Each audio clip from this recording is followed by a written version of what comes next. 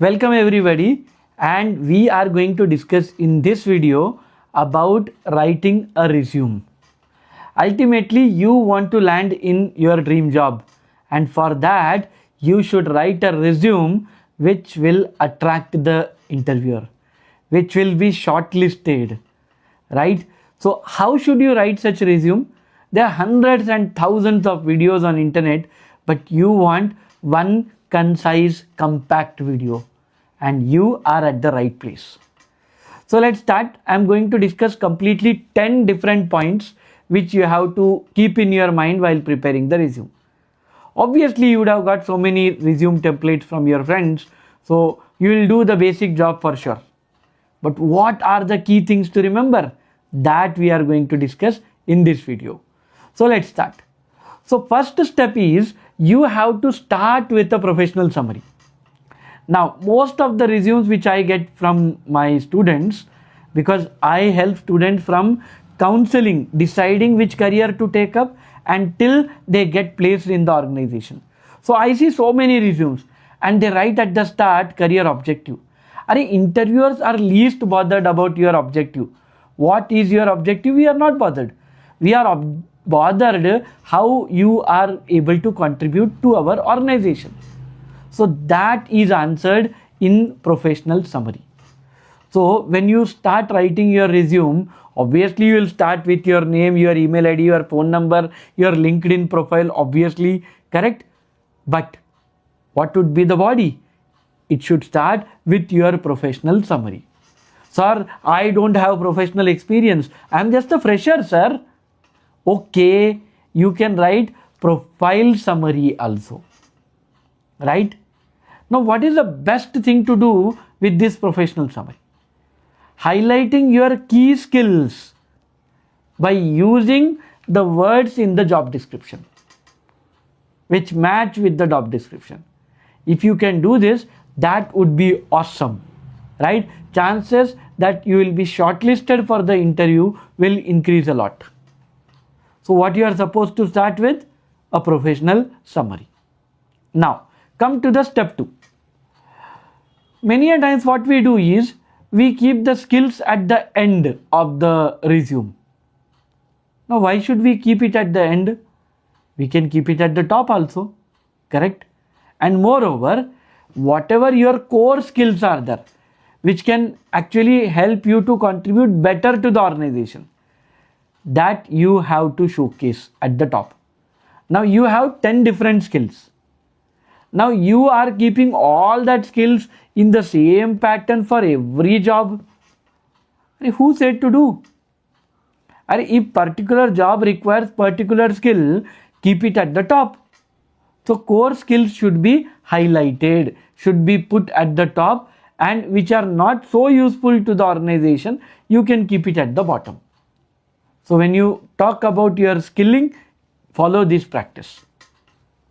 Third, customize your resume as for each job. Now, why for each job custom resume should be made? Suppose I am applying for a finance job, maybe in derivatives or option trading calls and all that. They expect something different from you.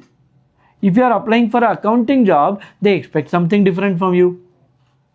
So, how can your resume be same for both the jobs? So that's why you have to customize your resume for each job. So separate job application, separate resume. Little changes we do, right? And we have to prepare a fresh resume. Okay, right. Come to the fourth thing. Now you have to use the keywords from your job description and put it in your resume. Now I said for a separate job where you are applying, you are going to create a separate resume. So how will you create? Dekho, education will be same, your hobbies will be same, name, email ID, phone number, LinkedIn profile will be same. But what will change? Your profile summary, your professional summary, and your work experience may include something which has some keywords from the job description. If 50% or more of the keywords can be used, that would be great. And there are softwares where you upload your job description, they will give you what are the keyword matching with this job description, and then you use it in your resume. So this is how you have to follow. Now come to the fifth one. You have to prepare a resume, and companies will just load that resume into ATS software, application tracking software. That will reject 75% of the resume, and only top 25% will be given to the HR for screening. Now if your resume is not able to reach the HR, there are less chances that you will get a call for the job interview. So what you are supposed to do? You have to prepare a resume which is ATS friendly. Now ATS friendly resume, first thing, it should be single column resume. You would have seen so many fancy resumes today, right? Left side there will be some content, right side there will be some content, right? So that way it looks attractive for us, but in reality the ATS will reject it, because it will not be able to read most of such type of 2-column resumes. So please create only single column resume. Now also remember, keywords from the job description should be included in your resume so that ATS will approve your resume to the HR and you will not get auto rejection. Okay, so this is the fifth thing which you have to remember. Now come to the sixth one. You have to do formatting properly. Now consistency you have to follow. There is something called as font style and there is something called as font size. There is something called as name which you write in your resume. Name obviously should have highest font size, it should be in bold, right? All other content may follow two different font sizes. One for heading, which can be a little big, and second one for your description or content, which can be a bit small. So this way you have to follow some consistency in your formatting, consistency in your font size and usage. Like font style also, you cannot use fancy font styles. You have to use professional fonts. Search in Google what are the professional fonts. Then you will find Times New Roman is there, Georgia is there. So out of such professional font size, what matches considering your interest, use that. So formatting is the key and maintaining consistency will actually create a professional impression. Now, in your resume, you obviously will write your work experience. Now, when you write your work experience, you have to quantify your accomplishments. Now, let me tell you in a simple language. Now, in the olden days, how people were to write, even many people are writing it the way today. What are the tasks I performed in my previous organization? What was my role? What was my responsibility?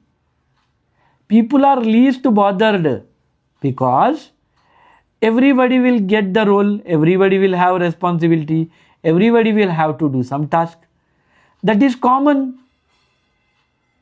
So what actually highlights your profile? That is accomplishments. In my role, I accomplished this. What you did, how you did, and what impact you created. That too with numbers you have to mention. And that's what quantifying your accomplishments is. Now, this is all about work. Similarly, in your sports, in your elocution competitions, maybe some essay writing competition, maybe some other competition, maybe you became a team lead, maybe you got the best employee award for this month. So what are your accomplishments that you have to mention? So if it is work related, you will write in your work experience section. If it is other than that, you can write in awards and accomplishments section. But you have to write whatever accomplishments you did with numbers.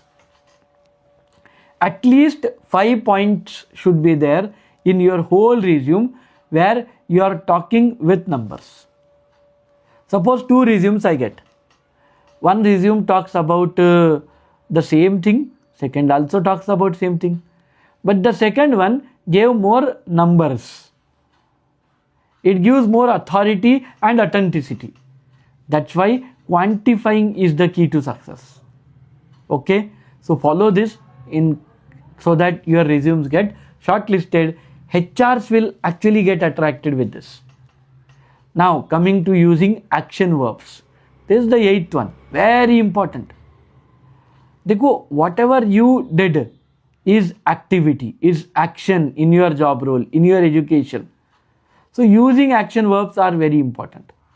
I took the responsibility of managing a team. Rather than that, I led a team of 20 people. Such type of words you should use. So the impact what I created. You should mention that I developed rather than I worked on. So you should actually ensure that you are an authority, you are a leader, you have that power, that dynamism, right? By using strong action verbs. Now when I say all these things, you may say, sir, where can I find that action verbs? I am not that good at English. In Google, if you search that action verbs for job, for resume writing, it will definitely give action verbs for a finance job. You search in ChatGPT, in your Perplexity Pro, in your Google Gemini, in Meta AI, you will find. And you try to find in all that 4 different options. And then compare all the 4, think and write. Many people just talk about using strong action verbs. But I go a little beyond that. I say not only use the strong action verbs, but also use adjectives. Like I took this action and I developed this quality. Correct? Suppose example, when people were to talk, when I take lot of interview sessions, so they tell, sir, I have this hobby, how can I actually showcase as a positive impact? Like example, suppose somebody is a dancer, very good dancer, he won some competitions. So he can definitely tell that I won some competitions in dance, I developed stamina and focus. So like that, action plus adjectives actually strengthen your resume. Now coming to the 9th thing, most important thing, proofread. Many people prepare the resume in hurry-burry, last moment and send it and find mistakes, frustration at the end. So you have to do proofreading of the resume to perfection. Ensure that it is a 0 error resume. Of course, you have to do at your end and also use AI softwares to do the same so that you don't miss out on anything, right? Suppose you want to do it at the best possible level, then use Grammarly software for the same. Put your resume in Grammarly, it will show that what are the mistakes. It may be a spelling mistake, it may be a grammar mistake, it may be some writing may be done in a wrong way. That all will be mentioned in Grammarly. What I actually do with students, I'll tell you. First, we frame the sentence. Then we'll give it to Meta AI or ChatGPT and ask it to rephrase in alternative ways. Then we see what we wrote is better or what they gave suggestions are better, or can we mix the both. And this way we use the most powerful and most professional error-free content in the resumes. So proofreading your resume to perfection is important. Don't miss on it. And the last thing is AI. Now everywhere AI is coming. AI is not something which we talk about in future. AI is present. AI is already incorporated in organizations. The ATS software, which is actually shortlisting the resumes, AI is also incorporated into it. In your job roles, responsibilities, in MS Word, PowerPoint, Excel, everywhere AI is there. Now, if in your resume you are not including AI skills, then you are not doing something which is right. Sir, but I don't know about AI. There are so many courses in Google, certificates you search, or Coursera you search, edX you search something called as Swayam, you search NPTEL. There's so many platforms with limited hours of time, 3 hours, 5 hours, 10 hours also, you can get some AI certification. If that AI certification matches your job, that would be even great.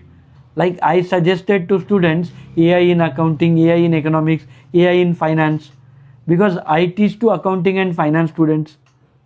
Similarly, if somebody is watching this resume, has some different domain in which you are working, find AI courses relevant to your domain and include that in your resume.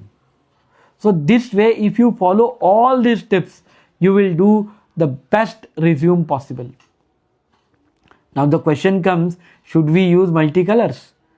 Don't use more than 2 colors in your resume if you want to use. Keep it simple. Now, most of the people, when we did some studies or survey reports when we read, people mention LinkedIn resume, LinkedIn profile in their resume, the chances that they get shortlisted increases. But then you should be consistently updating yourself on LinkedIn, posting something on a regular basis relevant to the knowledge or domains in which you want to work. That is the key. So if you don't do this, then chances of shortlisting decreases. So keep LinkedIn in your profile, in your resume, and also update your LinkedIn profile on a regular basis. So that's it for today. So work on these skills, and any doubts are there, ping below in the comments. I would be very happy to answer. And finally, like the video, subscribe to the channel, comment below. Okay. Bye everybody. We'll meet in the next video.